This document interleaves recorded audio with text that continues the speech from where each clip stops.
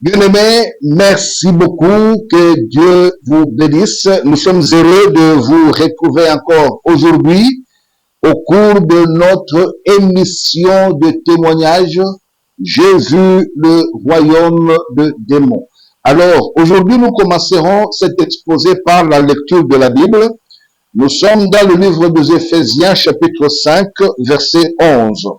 La Bible dit ceci: « Et ne prenez point part aux œuvres infructueuses de ténèbres, mais plutôt condamnez-les. » La responsabilité de l'Église, ce n'est pas de prendre part aux œuvres infructueuses de ténèbres, mais de le condamner. Ma responsabilité à moi, c'est de condamner les œuvres de ténèbres, les œuvres de ténèbres. C'est de dévoiler les pratiques occultes. C'est de dévoiler les choses de l'obscurité. C'est de dévoiler les formules de la sorcellerie. Voilà, bien aimé, si Dieu a permis que nous traversions ce monde-là, si Dieu a permis que nous vivions autrefois dans ce monde-là, et il nous a sauvés, il nous a libérés, il nous a délivrés, et il nous a donné une responsabilité, c'est de dénoncer les œuvres de ténèbres.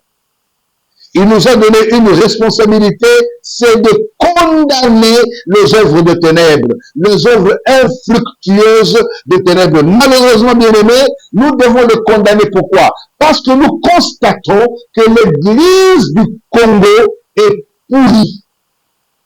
Nous constatons l'ennemi Satan règne à l'Église du Congo. Il y a des pratiques occultes dans cette Église. Il y a des pratiques, des formules magiques dans cette Église. Et nous nous levons pour condamner ces choses-là. Nous n'allons pas accepter que l'ennemi règne en maître à l'Église de Jésus-Christ. Nous sommes là pour le condamner, nous sommes là pour le briser et nous sommes là pour le dénoncer. Bien-aimés dans le Seigneur, nous bénissons le Seigneur pour ce moment que Dieu nous a donné et nous allons commencer notre travail, nous allons commencer notre œuvre que Dieu nous a donnée et nous rendons sincèrement gloire au Seigneur.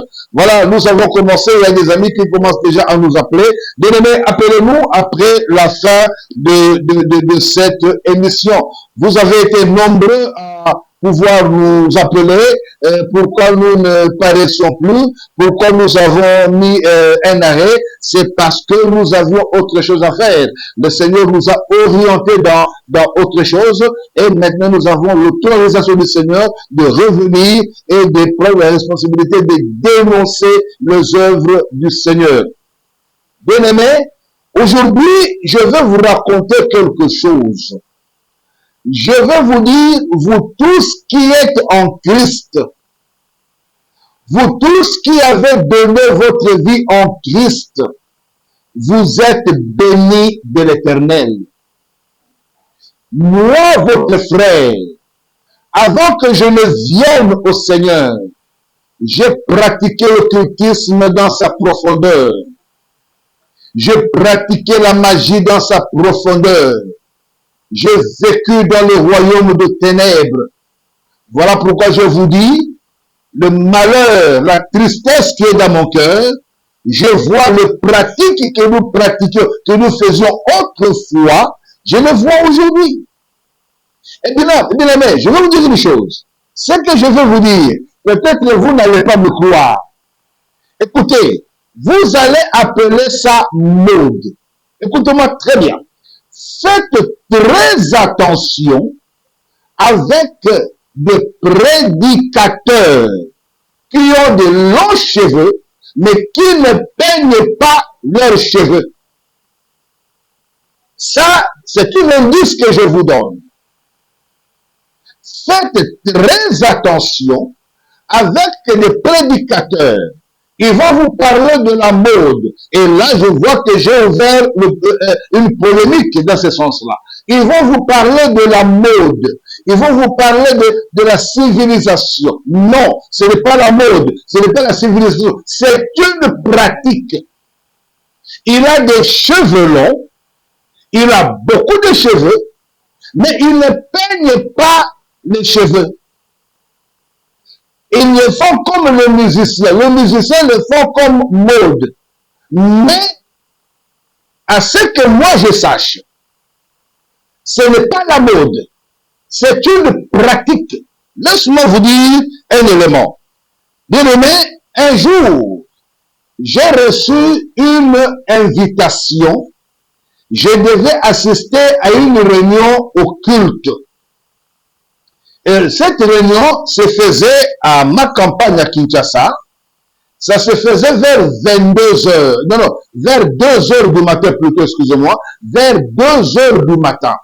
C'est l'heure à laquelle nous devrions nous rendre à cette réunion-là.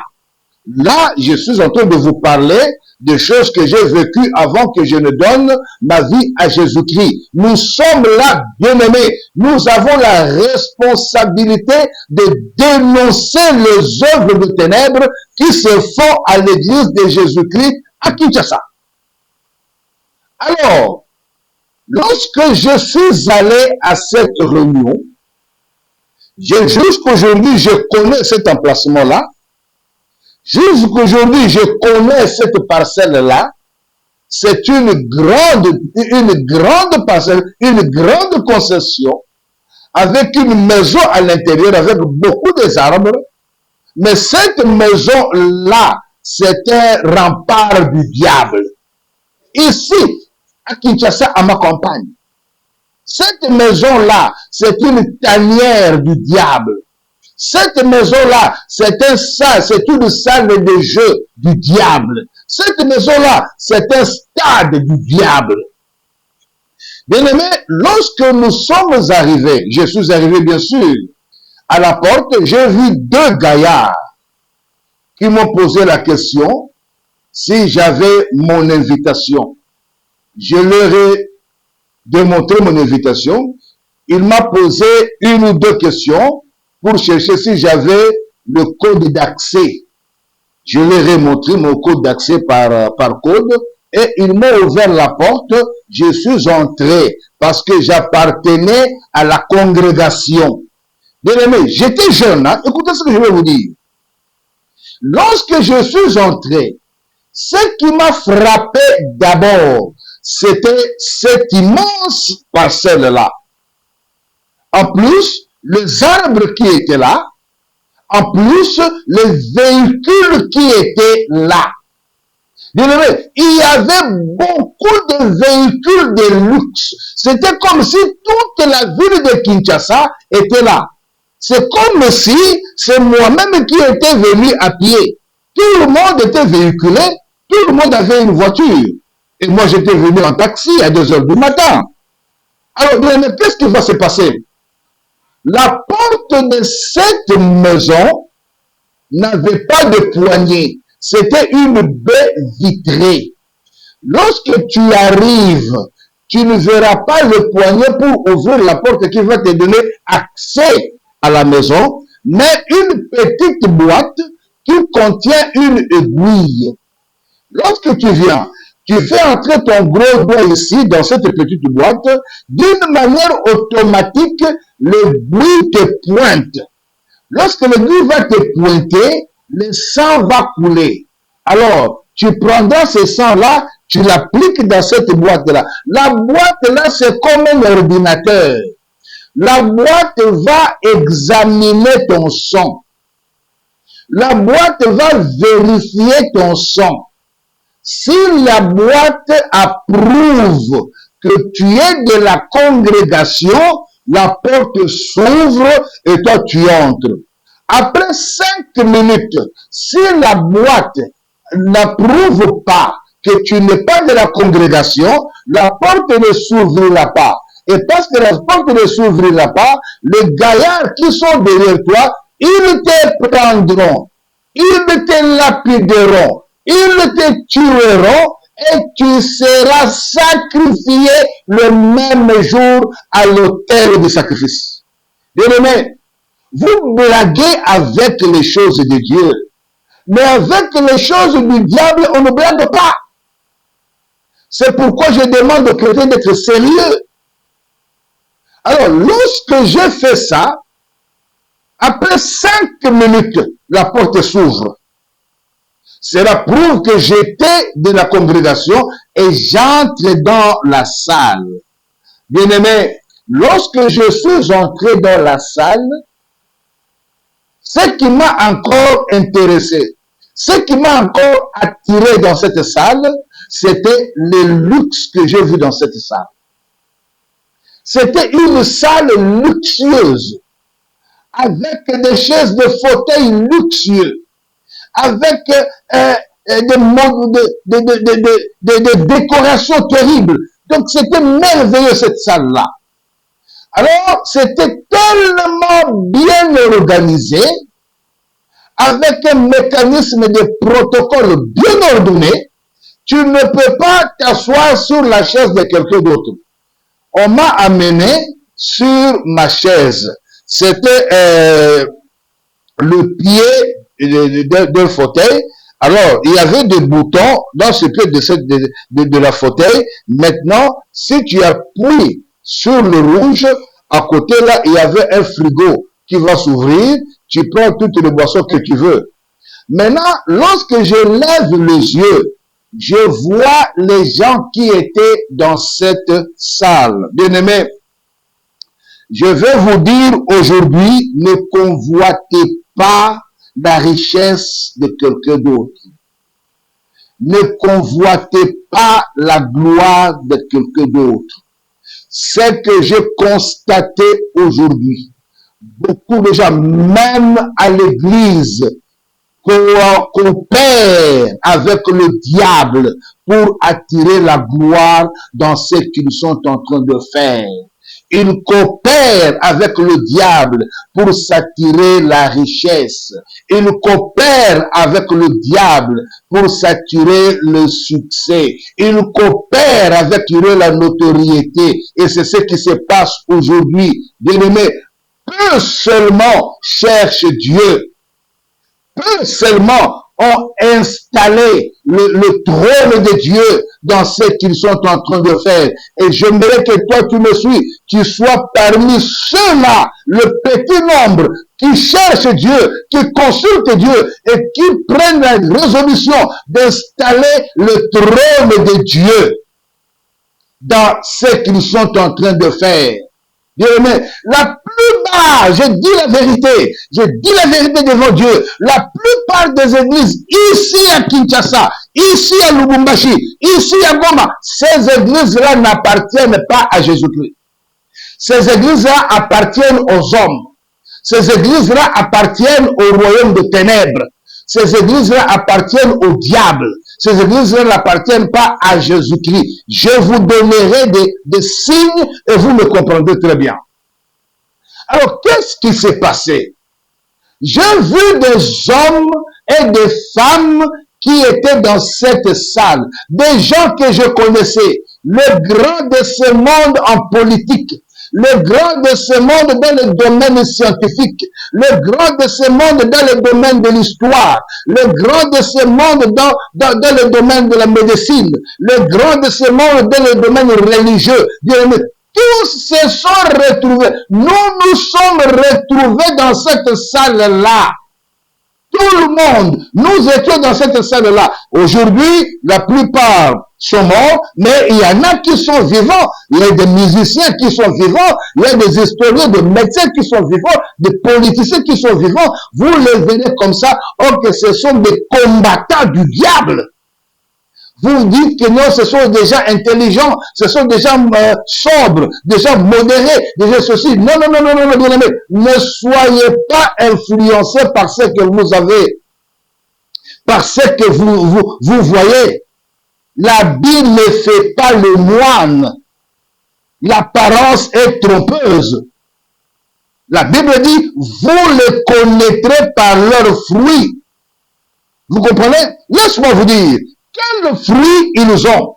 Ils ont la tricherie, ils ont le mensonge, ils ont la falsification, ils ont la manipulation.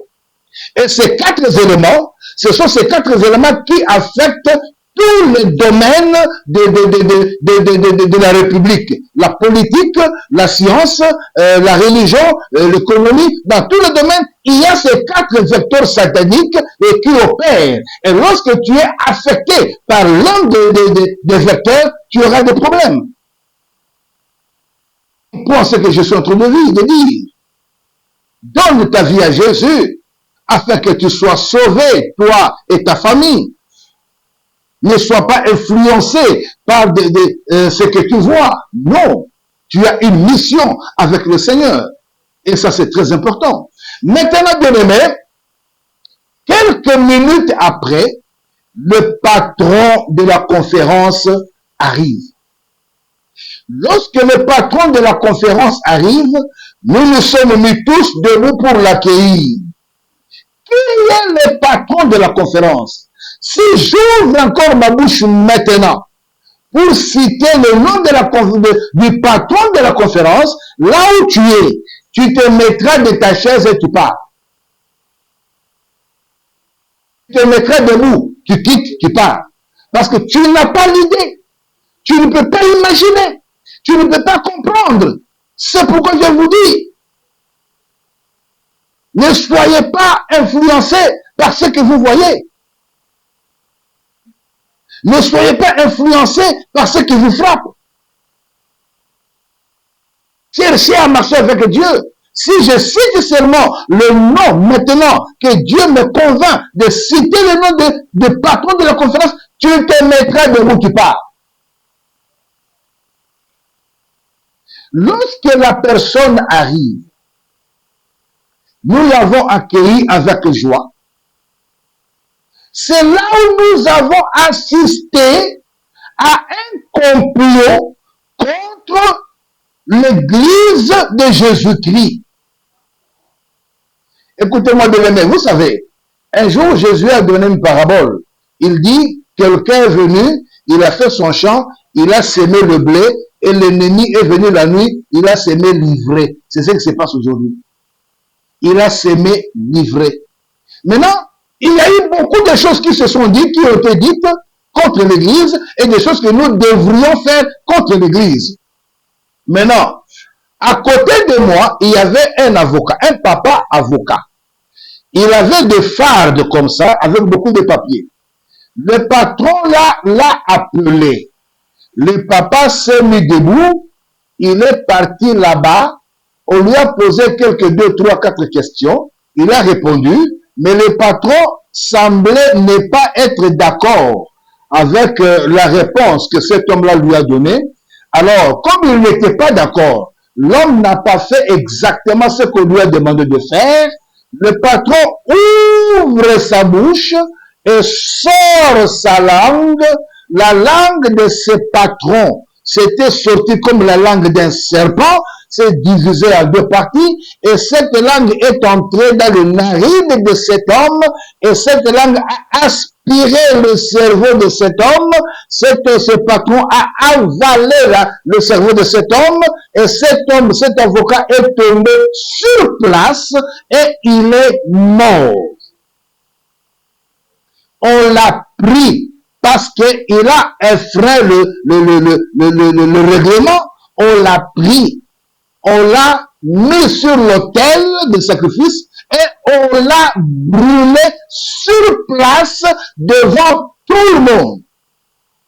Bien aimé, et cette histoire-là a fait que tout le monde avait peur, tout le monde avait gardé silence, à qui le deuxième tour.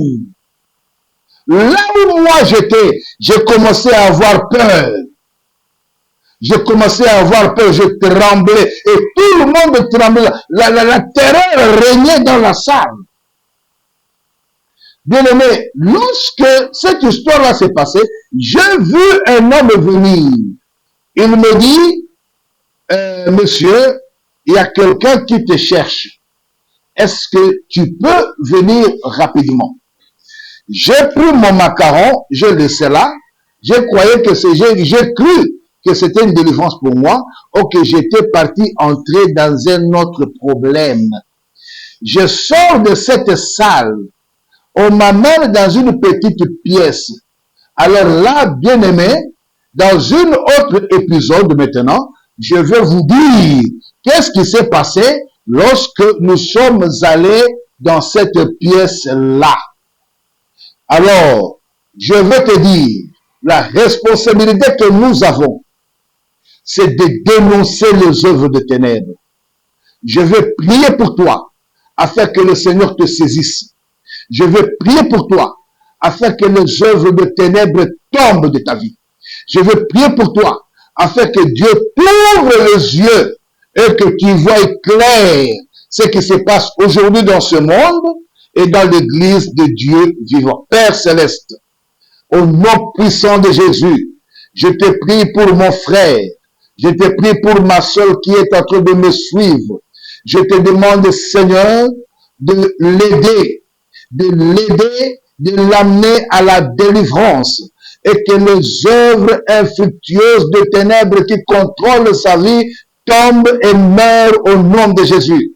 Je te demande par la puissance du Saint-Esprit d'ouvrir ses yeux, de développer ses discernements, de le faire sortir dans le domaine des sentiments, afin qu'il voie clair ce qui se passe dans ce monde et dans l'église de Jésus-Christ, afin qu'il prenne position pour toi et dans la vérité. Merci pour cela, Père. Je sais que tu vas le faire au nom de Jésus. Amen. Amen. Amen. Amen.